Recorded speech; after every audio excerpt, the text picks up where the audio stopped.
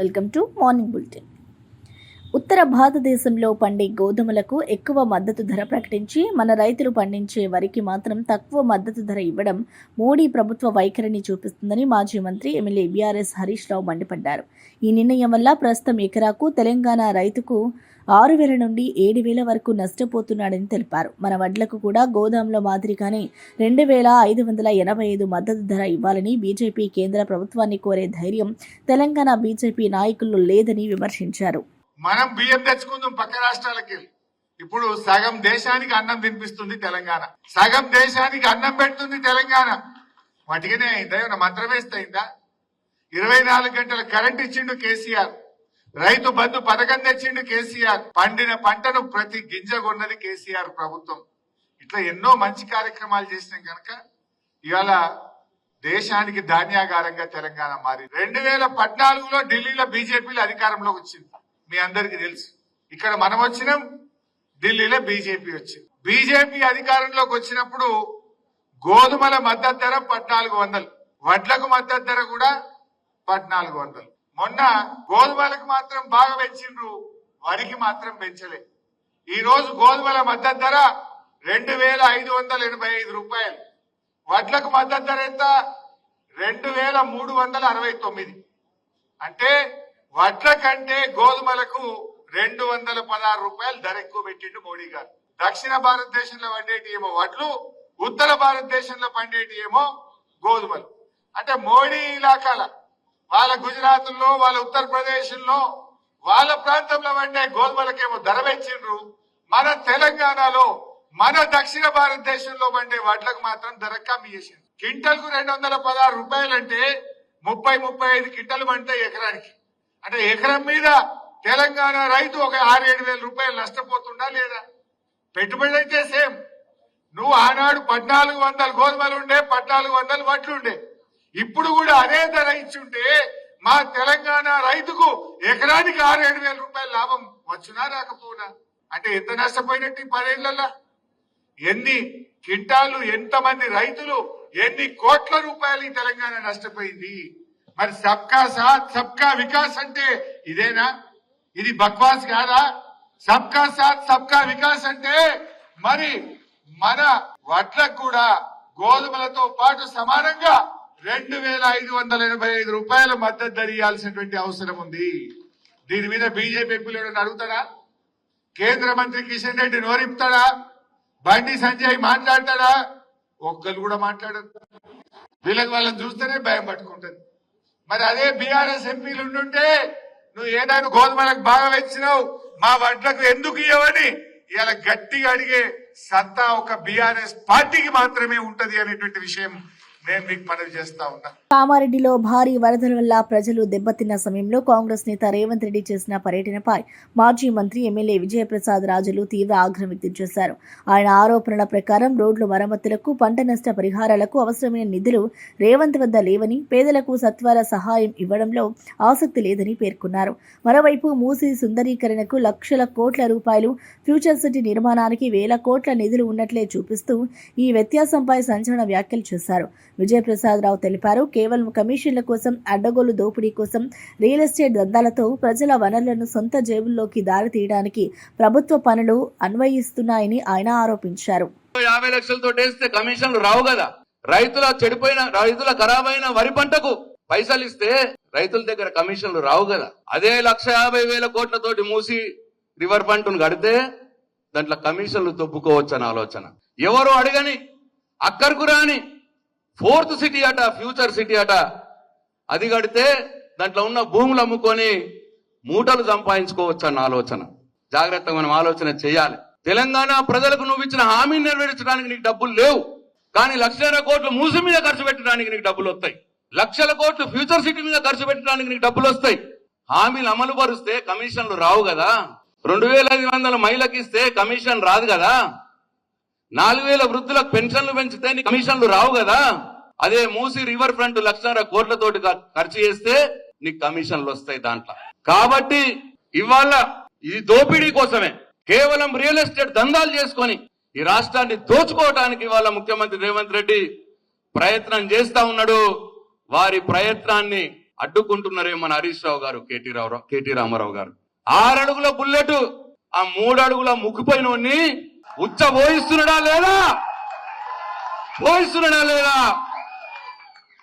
కాబట్టే వీళ్ళ మీద కోపం వస్తున్నది వానికి. ఎట్లా వాడి కేటీఆర్ని హరీష్ రావుని జైలు వేయాలి. వీళ్ళని జైలు వేస్తే నన్ను ఎవడు అడగటోడు ఉండడిగా. అప్పుడు మోసీ రివర్ ఫ్రంట్ మీద దోసుకోవచ్చు, ఫ్యూచర్ సిటీ మీద దోసుకోవచ్చు. ఇగో ఈ ప్లాన్ల రేవంత్ రెడ్డి ఉన్నాడు సోదరులారా.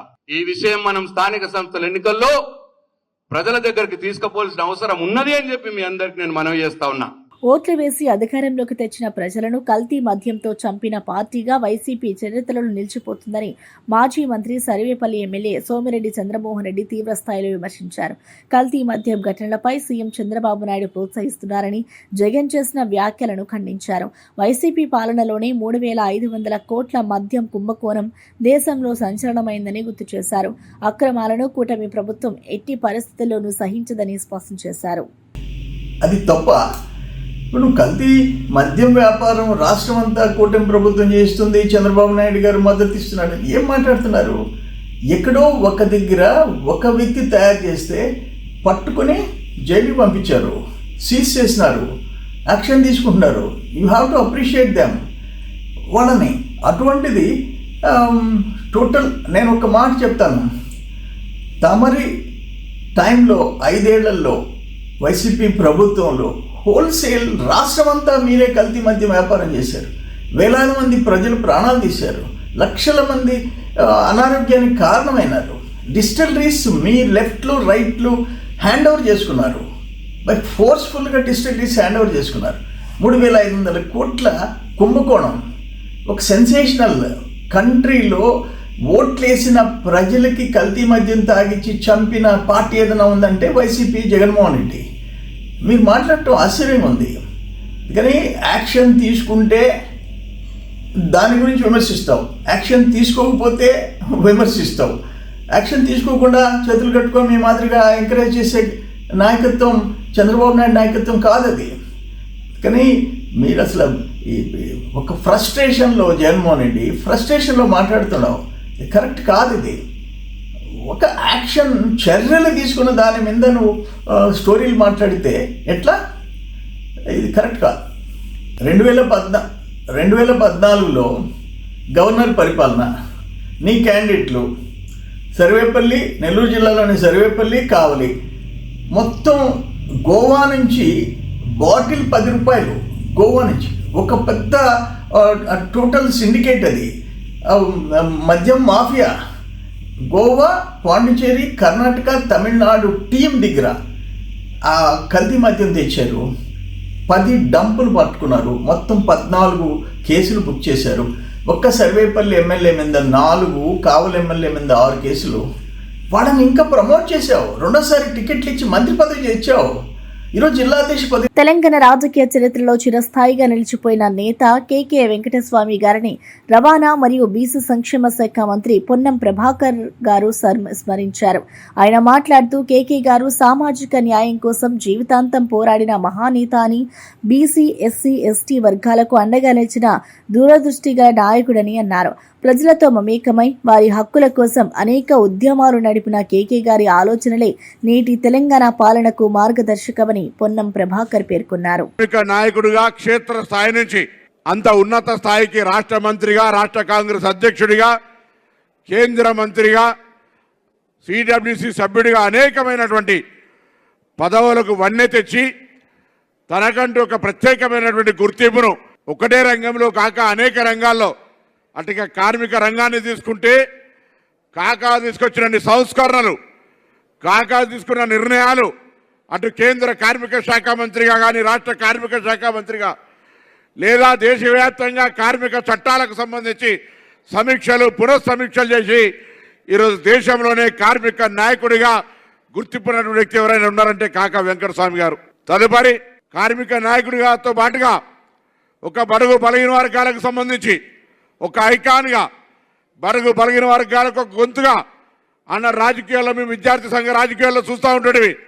వెంకటస్వామి గారు, జగన్నాథరావు గారు, కేశవరావు గారు, మాణిక్రావు గారు, బాలగౌడ్ గారు, ఇట్లా ఒక త్రయంగా ఒక పవర్ పాయింట్గా రాజకీయాల్లో ప్రభావితం చేయడానికి బలహీన వర్గాల గొంతుకు వారికి న్యాయం జరగాలని ఒక టీమ్గా ఏర్పడి పోరాటం చేసినటువంటి సంగతులన్నీ ఈరోజు జ్ఞాపకం వస్తూ ఉంటాయి. నేను మామూలు విద్యార్థి నాయకుడిని, వ్యవసాయ కుటుంబం నుంచి వచ్చిన నాడు నేను కాలేజీ అధ్యక్షుడిగా ఉండి జిల్లా ఎన్ఎస్సీ అధ్యక్షుడిగా ఉన్ననాడు కాకా గారు అటు కేంద్ర మంత్రి పార్లమెంట్ సభ్యుడు పెద్దపల్లి, ఇటు కరీంనగర్ పార్లమెంట్ సభ్యుడిగా చొక్కారావు గారు, అప్పటి వరకు 3 సార్లు పార్లమెంట్ సభ్యులు చేసిన సత్యనారాయణ గారు, ముగ్గురు కూడా సమకాలీన రాజకీయాల్లో వివిధ రంగాల్లో వారికి ఉన్నటువంటి ఒక అనుభవం నేర్చుకునేటువంటి అవకాశం నాకు దొరికింది. అందులో కాకా గారు ఎక్కడ కూర్చున్నా ఉదయం లేచి తనకుండే కార్యక్రమాలు తెచ్చుకొని ఆఫీసులో కూర్చుంటే ఎవరన్నా రాని వాళ్ళకు టెలిఫోన్ చేసి పనిచేసే విధానం ఇవాళ కూడా రాజకీయాలు ఎవరు మర్చిపోరనే మాట మనం చేస్తా ఉన్నాం. ప్రజలను డిస్పోజ్ చేసే విషయం లోపల, ప్రజా సమస్యలు విని పరిష్కారం చేసే విషయం లోపల వారికి ఉన్నటువంటి ప్రత్యేకమైన స్థానం చాలా అనుభవపూర్వకమైనటువంటిది. ఇవాళ అటువంటి అనుభవపూర్వకమైన రాజకీయాలను వారిని చూసి స్వర్గీయ గడ్డ వెంకటస్వామి గారు చేసిన సేవలు చిరస్మరణీయమని ఉప ముఖ్యమంత్రి భట్టి విక్రమార్క గారు అన్నారు. ఆయన పేర్కొంటూ కాకా గారు జీవితాంతం సామాజిక న్యాయం కోసం, పేదల అభ్యున్నతి కోసం నిరంతరం కృషి చేసిన మహానేత అని అన్నారు. కాంగ్రెస్ పార్టీ ఆవిర్భావం నుంచి ప్రజాసేవ వరకు తన జీవితాన్ని అంకితం చేసిన ఆయన నాయకత్వం కొత్త తరం రాజకీయ నాయకులకు మార్గదర్శకరమని అన్నారు. వెంకటస్వామి గారు వారి చిన్ననాటి నుంచే ఈ సమాజంలో ఉన్నటువంటి బడుగు బలైన వర్గాల కోసం తప్పిస్తూ వారి అభివృద్ధి కోసం నిరంతర జీవితం మొత్తం పోరాటం చేసిన సంగతి కేంద్ర మంత్రిగా, రాష్ట్ర మంత్రిగా, ఆనాటి ఉమ్మడి రాష్ట్ర కాంగ్రెస్ కమిటీకి అధ్యక్షులుగా కూడా పెద్ద ఎత్తున కాంగ్రెస్ పార్టీకి కానీ ఇటు ప్రజానికానికి కానీ వారు చేసిన సేవలు చిరస్మరణీయం. ముఖ్యంగా కార్మికుల కోసం వారు చేసినటువంటి కార్యక్రమాలు కానీ, తీసుకొచ్చిన చట్టాలు కానీ పెద్ద ఎత్తున తాడిపీట ప్రజానికానికి కోసమే కాకుండా ఈ దేశంలో ఉన్నటువంటి కార్మిక సోదరులందరికీ కూడా పెద్ద ఎత్తున ఉపయోగపడేటువంటి కార్యక్రమాలు వారి జీవితాలతో చేపట్టారు. అట్లాగే ప్రత్యేక తెలంగాణ రాష్ట్ర ఉద్యమం కోసం కూడా వారు ఆది నుంచి ఈ రాష్ట్ర ఆవిర్భావం కోసం చేసిన పోరాటం మనందరం గుర్తు చేసుకున్న సందర్భంలో వారికి మరొక్కసారి రాష్ట్ర కాంగ్రెస్ రాష్ట్ర ప్రభుత్వం నుంచి కూడా ఘనమైన నివాళులు అర్పించడమే కాకుండా వారి ఆశయాలనే మార్గాలను అనుసరిస్తూ పేద ప్రజల కోసం పునరంకితం అవుతామని సందర్భంగా మనం చేస్తున్నాం. నిరంతరం ప్రజల శ్రేయస్సు కోసం పరితపించిన వ్యక్తి స్వర్గీయ గడ్డ వెంకటస్వామి గారేనని గనులు, కార్మిక, ఉపాధి, శిక్షణ, ఫ్యాక్టరీస్ శాఖ మంత్రి గడ్డ వివేక్ వెంకటస్వామి గారు అన్నారు. ఆయన మాట్లాడుతూ కాకా గారు జీవితమంతా సామాజిక న్యాయం, పేదల సంక్షేమం కోసం అంకితమై పనిచేశారని, ఆయన త్యాగం, నిబద్ధత తనకు ఎల్లప్పుడూ ప్రేరణగా ఉంటుందని పేర్కొన్నారు. అప్పుడు నేను ప్రెసిడెంట్గా ఉన్నాను. అప్పుడు చాలామంది వచ్చి చెప్పారు, సార్ మీ నాన్నగారు ప్రైవేట్ సెక్టర్ రంగంలో పెన్షన్ పథకం తీసుకొస్తున్నారు, ఇది ఇండస్ట్రీ నడవలేదు, మీరు కొద్దిగా మాట్లాడి ఈ విషయంపై ఆపాలని చెప్పి నాకు సూచన ఇవ్వడం జరిగింది. అయితే నేను పోయి మా నాన్నగారు నా మాట వింటాడని చెప్పి పోయి నేను వారికి రిక్వెస్ట్ చేయడం జరిగింది. అయితే వారు తక్షణమే నాకు అక్కడ కోపంతో నువ్వు గెట్ అవుట్ ఫ్రమ్ హియర్ అని చెప్పి నాకు ఆయన చెప్పడం జరిగింది. ఏమన్నారంటే, నేను ఇది ప్రజలకు ఎవరైతే రిటైర్ అయిన తర్వాత వీళ్ళందరికీ అమ్మా నాన్న చాలాసార్లు కొంత పిల్లలు చూడటం లేదు అమ్మా నాన్నను, వీళ్ళకు భద్రత కల్పించాలి, నేను వారి కోసము పెన్షన్ స్కీమ్ తీసుకొస్తుంటే మీరు అడ్డుకుంటున్నారు, మీరు ఇండస్ట్రియలిస్ట్ అందరూ కూంచూస్ అని చెప్పి వారు నన్ను అక్కడి నుంచి గెట్అవుట్ అని చెప్పి పంపించేశారు. అంటే నిరంతరము ప్రజలకు ఏది మంచిదో ప్రజలకు మంచిగా చేయాలని చెప్పి ఆ ఆలోచన ఉండేది. ఈరోజు ప్రైవేట్ రంగంలో కూడా అందరు కూడా మెచ్చుకుంటున్నారు. ఇంత మంచి పథకము వెంకటస్వామి గారు తీసుకొచ్చారు, మాకందరికీ కూడా లాభం ఉందని చెప్పి అందరు కూడా ఈరోజు గుర్తించుకుంటుంటారు.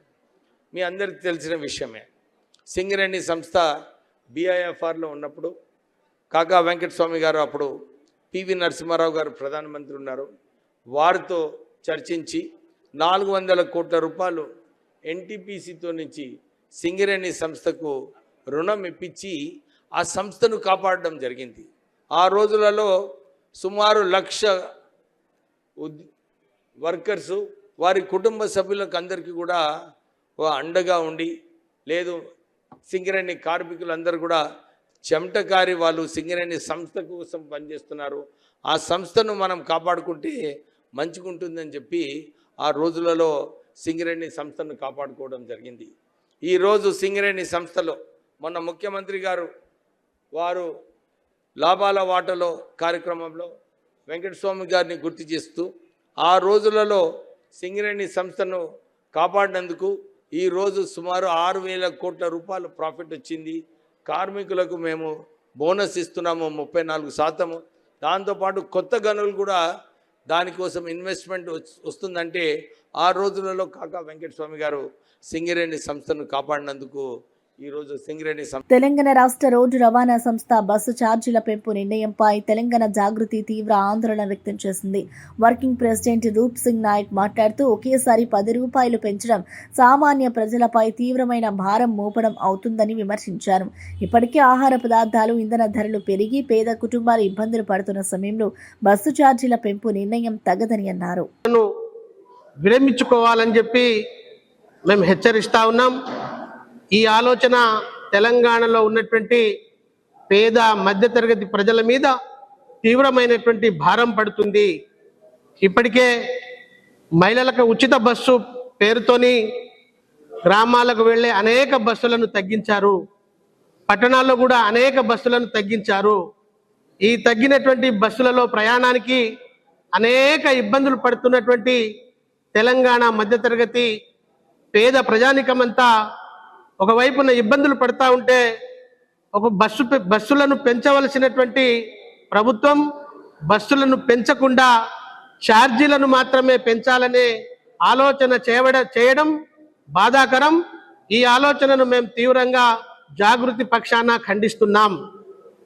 ఇప్పటికే పండుగల పేరుతో దసరా, దీపావళి లాంటి ముఖ్య పండుగల సందర్భంలో స్పెషల్ ఛార్జీల పేరుతో అత్యధిక డబ్బులు వసూలు చేస్తూ ఇవాళ వాళ్ళు తీసుకున్నటువంటి తప్పుడు నిర్ణయం, ఉచిత బస్సు పేరుతో వచ్చేటువంటి నష్టాన్ని ఈ మధ్యతరగతి పేద ప్రజల మీద భారం పెంచి పూడ్చుకోవాలనేటువంటి ఈ కుట్రల్ని జాగృతి పక్షాన తీవ్రంగా హెచ్చరిస్తున్నాం.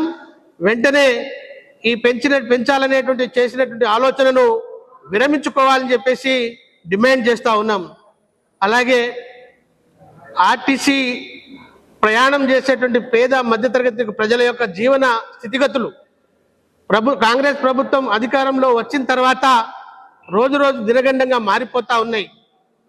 వాళ్ళ యొక్క ప్రజాపాలన పేరుతో అభివృద్ధికి బదులు శూన్య స్థాయికి తెచ్చినటువంటి ఈ కాంగ్రెస్ పాలకులు, ముఖ్యమంత్రి రేవంత్ రెడ్డి గారు ఇంకా రేట్లు పెంచి మరింత భారం పెంచాలనేటువంటి ఈ ప్రయత్నాలు మానుకోవాలని చెప్పేసి మేము ఈ సందర్భంగా జాగృతి పక్షాన డిమాండ్ చేస్తా ఉన్నాం. కూటమి సర్కార్పై వైసీపీ నేత తోపుదుర్తి ప్రకాష్ రెడ్డి గారు ఘాటుగా స్పందించారు. అధికార పార్టీ ఎమ్మెల్యేలు ప్రజా సమస్యలను పక్కనబెట్టి వసూళ్లలో బిజీ అయ్యారని ఆయన ఆరోపించారు. ముఖ్యంగా పరిటాల సునీత, ఆమె కుమారుడు గత 18 నెలలుగా భారీ టార్గెట్లు పెట్టుకుని వసూళ్లు కొనసాగిస్తున్నారని విమర్శించారు. అధికార పార్టీ శాసనసభ్యులు, వారి కుటుంబ సభ్యులు ఇంకా కూడా తమకు ఓటు వేసిన ప్రజల పట్ల బాధ్యతగా వ్యవహరించాలి, ఆ బాధ్యతలను నిర్వర్తించాలి అనేటువంటి ఆలోచనలకే వచ్చినట్లు కనపడట్లే. ప్రత్యేకించి ఉమ్మడి అనంతపురం జిల్లాలో పరిటాల సునీత రాప్తాడ్ ఎమ్మెల్యే, ఆమె కుమారుడు Dharmavaram in charge, Telugu Desam party in charge, వీరు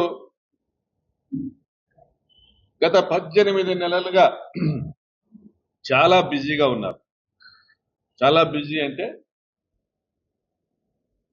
టార్గెట్లో పెట్టుకొని వసూళ్లు చేసేటువంటి కార్యక్రమంలో ఉన్నారు. వీరు వసూలు ఏ స్థాయికి పోయినాయంటే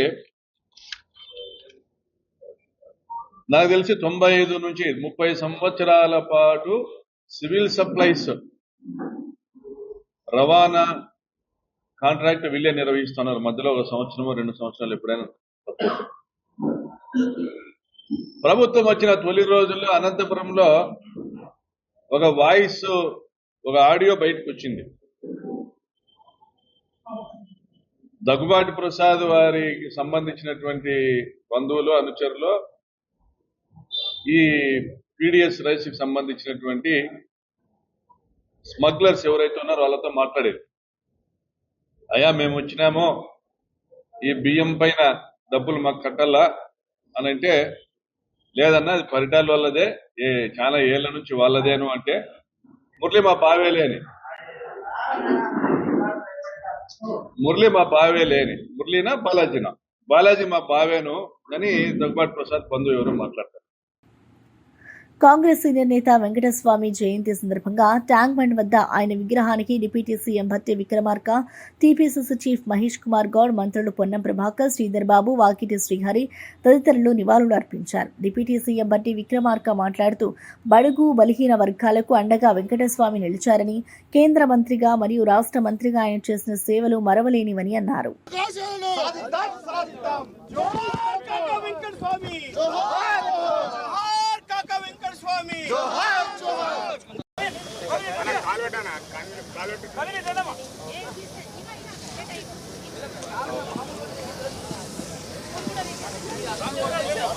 అవి మళ్ళీ ఎట్లనే వస్తానా డౌన్లోనే వస్తాయి.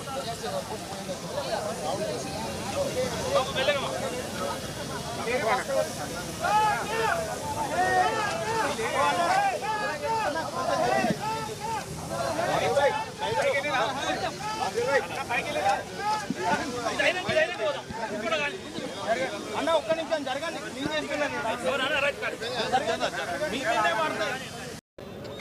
కీర్తిశేషులు జి వెంకటస్వామి గారి జయంతి సందర్భంగా ఈరోజు రాష్ట్ర ప్రభుత్వం తరఫున పెద్ద ఎత్తున వారికి ఘనమైనటువంటి నివాళులు అర్పించడం జరిగింది. శ్రీ జి వెంకటస్వామి గారు వారి చిన్ననాటి నుంచే ఈ సమాజంలో ఉన్నటువంటి బడుగు బలహీన వర్గాల కోసం తప్పిస్తూ వారి అభివృద్ధి కోసం నిరంతరం జీవితం మొత్తం పోరాటం చేసిన సంగతి మనందరికీ తెలిసింది. కేంద్ర మంత్రిగా, రాష్ట్ర మంత్రిగా, ఆనాటి ఉమ్మడి రాష్ట్ర కాంగ్రెస్ కమిటీకి అధ్యక్షులుగా కూడా పెద్ద ఎత్తున అటు కాంగ్రెస్ పార్టీకి కానీ ఇటు ప్రజానికానికి కానీ వారు చేసినటువంటి సేవలు చిరస్మరణీయం. ముఖ్యంగా కార్మికుల కోసం వారు చేసినటువంటి కార్యక్రమాలు కానీ, తీసుకొచ్చిన చట్టాలు కానీ పెద్ద ఎత్తున తాడిత పీడిత ప్రజానికాని కోసమే కాకుండా ఈ దేశంలో ఉన్నటువంటి కార్మిక సోదరులందరికీ కూడా పెద్ద ఎత్తున ఉపయోగపడేటువంటి కార్యక్రమాలు వారి జీవితాంతం చేపట్టారు. అట్లాగే ప్రత్యేక తెలంగాణ రాష్ట్ర ఉద్యమం కోసం కూడా వారు ఆది నుంచి రాష్ట్ర ఆవిర్భావం కోసం చేసినటువంటి పోరాటం మనందరం గుర్తు చేసుకున్నటువంటి ఈ సందర్భంలో వారికి మరొక్కసారి రాష్ట్ర కాంగ్రెస్ తరఫు నుంచి, రాష్ట్ర ప్రభుత్వం నుంచి కూడా వారి ఘనమైన నివాళులు అర్పించడమే కాకుండా వారి ఆశయాల్ని, మార్గాలను అనుసరిస్తూ పేద ప్రజల కోసం పునరంకితం అవుదామని చెప్పి ఈ సందర్భంగా మనం చేస్తాం. హైదరాబాద్ లక్టికపూల్లో బీసీ సంక్షేమ సంఘం ఆధ్వర్యంలో బీసీ ప్రజా ప్రతినిధులు, కుల సంఘాల అఖిలపక్ష సమావేశం శనివారం ఘనంగా జరిగింది. ఈ కార్యక్రమంలో పశుసంవర్ధక, క్రీడా శాఖ మంత్రి వాకిటి శ్రీహరి, జాతీయ అధ్యక్షుడు, రాజ్యసభ సభ్యుడు ఆర్ కృష్ణయ్య, హర్యానా మాజీ గవర్నర్ బండారు దత్తాత్రేయ, మాజీ మంత్రులు గంగుల కమలాకర్, శ్రీనివాస్ గౌడ్, మండలి ప్రతిపక్ష నేత మధుసూదనాచారి పాల్గొన్నారు. సుమారు 2-3 సార్లు ఏదైనా జీవో ఇచ్చేదాడు. నేను ఢిల్లీ వదిలేదు, పార్లమెంట్ లో బిల్లు పెట్టి నాకు దీనికి చట్ట ప్రొటెక్షన్ తీసుకోదాకా నేను ఢిల్లీ వదలా అని చెప్పేసి ఆ యొక్క అఖిలపక్షం తీసుకెళ్లి ఢిల్లీలో కూర్చుంటే ఆ రోజు పివి నరసింహరావు గారు న్యాయబద్ధం అని చెప్పేసి ప్రప్రథంగా పార్లమెంట్ లో బిల్లు పెట్టి 9 షెడ్యూల్ చేర్చడం వల్ల భారతదేశంలో ఒకే ఒక రాష్ట్రంలో 69% రిజర్వేషన్, అది జయలలిత పుణ్యమా అని చెప్పి ఆ రోజు జయలలిత అగ్ర వర్ణాలకు చెందిన వ్యక్తి కూడా ఆ రోజు కూడా సాధించుకోలేదు. మనం ఎందుకు ముందుకుపోతుంది? ఇది మాకు అఖిలపక్షం లేదా? మనందరూ తీసుకోపోలేడా ముఖ్యమంత్రి గారు? దేశంలో ఉన్నటువంటి అన్ని రాజకీయ పార్టీలు ఒక వేదిక మీద వచ్చి వాళ్ళు నిర్ణయం తీసుకొని పార్లమెంట్ లో బిల్లు పెట్టి పార్లమెంట్ లో పాస్ చేస్తే ఓటు కూడా ఏం అనలేదని నేను మీకు సభాముఖంగా జాతీయ స్థాయిలో కూడా నేను ప్రయత్నం చేయాలి. ప్రజాకోట్లకు తీసుకెళ్లడం చాలా అవసరమని నేను మీకు సభాముఖంగా కార్యాచరణ ఇది ప్లాట్ఫామ్ బిల్డప్ చేయకపోతే సెంట్రల్ లో ఉన్నటువంటి అధికార పార్టీ ఏదైనా కూడా మీ రాష్ట్రానికి మేము 52% ఇస్తామని ఎక్కడ అనదు. మనం నిర్మాణం చేసుకున్నదాన్ని యాక్సెప్ట్ చేయమని మనమందరం కలిసి కూడా ఫోర్స్ చేయాల్సిన అవసరం ఉన్నది. 47% రిజర్వేషన్ ఇస్తామని చెప్పినాం. ఈ ప్లాట్ఫామ్ ఆ ప్లాట్ఫామ్ తినే కూడా చెప్పినాం. అది కట్టుబడి ఉందాం. పార్టీల ప్రకారం ఇస్తే రేపు నిలబడ్డప్పుడు కొంత ఓసీ నిలబడ్డప్పుడు కొంత రాజకీయ అడ్డు అయితే బీసీ బిడ్డలకు అన్యాయం జరుగుతుంది. కాబట్టి ఖచ్చితంగా చట్టం ప్రకారం వస్తేనే గెలిచింది ఎవడైనా సరే బీసీ బిడ్డనే. కాబట్టి ఆ బీసీ బిడ్డ కోసం మనం పోరాటం చేద్దామనేటువంటి ఆలోచనతో ముందుకు వచ్చినాం. నాంపల్లిలోని బీజేపీ రాష్ట్ర కార్యాలయంలో బీజేపీ రాష్ట్ర అధ్యక్షుడు రామచంద్రరావు అధ్యక్షతన పదాధికారుల సమావేశం శనివారం జరిగింది. ఈ సమావేశంలో కేంద్ర మంత్రి కిషన్ రెడ్డి, ఎంపీలు డీకే అరుణ, కొండా విశ్వేశ్వరరెడ్డి, ఎమ్మెల్యేలు తదితరులు పాల్గొన్నారు. రామచంద్రరావు నాయకులందరినీ సమిష్టిగా కృషి చేయమని పిలుపునిచ్చి స్థానిక సంస్థల ఎన్నికల్లో పార్టీ సత్తా చాటాలని స్పష్టం చేశారు.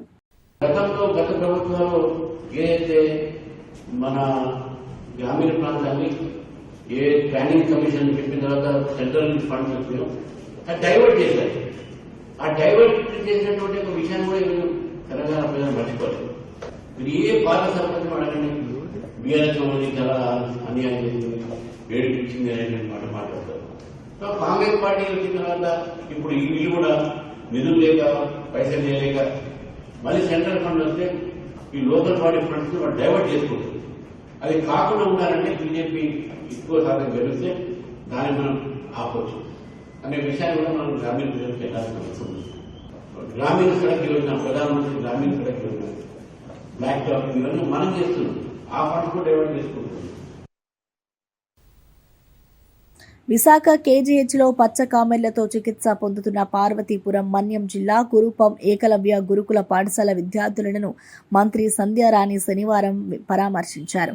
ఈ సందర్భంగా మంత్రి సంధ్యారాణి బాలికల ఆరోగ్యంపై రాజకీయ వ్యతిరేక ప్రచారాలు చేయడం సిగ్గుచేటని మండిపడ్డారు.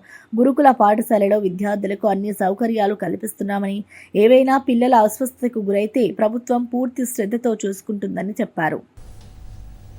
అందరికీ మ్యాక్సిమం కూడా అందరికీ జాండీసే ఉంది, fever, jaundice. As of now 129 members టోటల్గా ఎఫెక్ట్ అయ్యారు. అయితే ఇక్కడ 37 మెంబర్స్ ఉన్నారు. మిగిలినందరూ పార్వతీపురంలో ఉన్నారు. అయితే ఎవరిది డేంజర్ సిచ్యుయేషన్ ఎవరికీ లేదు.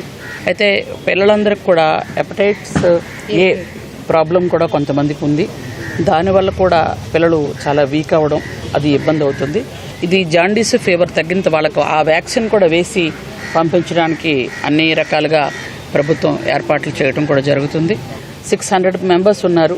వాళ్ళకి టాయిలెట్స్ కొంచెం అంటే ఒక 30 దాటి ఉన్నాయి టాయిలెట్స్, ఇబ్బంది అవుతుందని అర్జెంటుగా నిన్ననే మేము ఇంకొక 40 టాయిలెట్స్ కూడా మొదలుపెట్టాం ఆ స్కూల్లో. ఒకవేళ టాయిలెట్ వల్ల ఏమన్నా ప్రాబ్లం ఉందేమో అని. అక్కడ ఉన్నటువంటి ఏఎన్ఎంస్ కూడా, ఎందుకంటే చాలామంది ఏఎన్ఎంస్ లేరు అని ఒకటే, అంటే ఇట్లాంటి ఏదైనా ఒక సిచ్యువేషన్ జరిగితే అయ్యో పిల్లలు ఇలా జరిగింది అనడం కాకుండా కొంతమంది ప్రతిపక్ష నేతలు ఎలా అంటే అక్కడ ఏఎన్ఎం లేరు అందుకే ఎలా ఉన్నారు. ఏఎన్ఎం ఉన్నా ఒకసారి జ్వరం వచ్చి జాండీస్ వచ్చాక ఏఎన్ఎం ఎంతవరకు చేయగలుగుతారు అంతవరకే చేయగలుగుతారు. ఆ తర్వాత హాస్పిటల్ తీసుకెళ్ళి జాయిన్ చేయాలి. అంటే కష్ట సమయాల్లో కూడా మమ్మల్ని విమర్శించడమే పనిగా పెట్టుకున్న వాళ్ళకి నేను సమాధానం చెప్పదలుచుకోలేదు. కానీ పిల్లలంటే గిరిజన బిడ్డలంటే మా బిడ్డలు, దానిలో ఎటువంటి తేడా లేదు. వాల్తేరు డివిజన్ ఈ ఆర్థిక సంవత్సరంలో ఏప్రిల్ నుంచి సెప్టెంబర్ వరకు 39.18 మిలియన్ టన్నుల సరుకు రవాణా చేశామని డిఆర్ఎం లలిత్ బొహారా తెలిపారు. 6 నెలల ప్రగతి నివేదికను విడుదల చేసిన ఆయన డివిజన్ రవాణా కార్యకలాపాలు గణనీయంగా పెరుగుతున్నట్లు వివరించారు. అలాగే విశాఖ రైల్వే స్టేషన్ నుంచి 6 నెలల్లో 1,46,00,000 మంది ప్రయాణించినట్లుగా వెల్లడించారు. In this 6 months, Voltaire division has done the phenomenal performance. The division has done the ever highest loading of the goods material, that is about 39.18 million ton. Previous highest loading was in the year 2023-24, that is from April 23 to September 24, and this is almost 10% more than what we achieved 2 years back. We are loading almost 60 rakes every day. The division has got an originating loading of more than 4,800 crore. And on the passenger front, the Visakhapatnam station has handled in first 6 months about 1.64 crore originating passenger. Coaching earning from Visakhapatnam has been more than 426 crore. ఇవి updates చూస్తూనే ఉండండి. మరో బులెటిన్లో మళ్ళీ కలుద్దాం.